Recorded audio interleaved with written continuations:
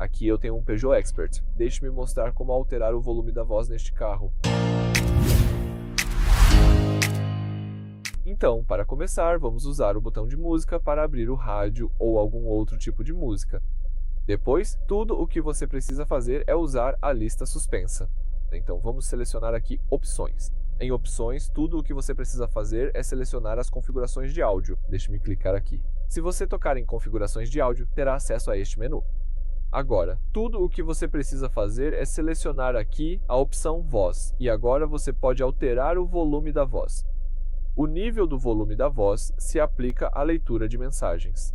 Atualmente, ele está em 15, mas eu posso ajustar esse valor de 5 até 30. Vou usar o valor do meio, 15 já é suficiente para mim. Então é isso para este vídeo. Obrigado por assistir.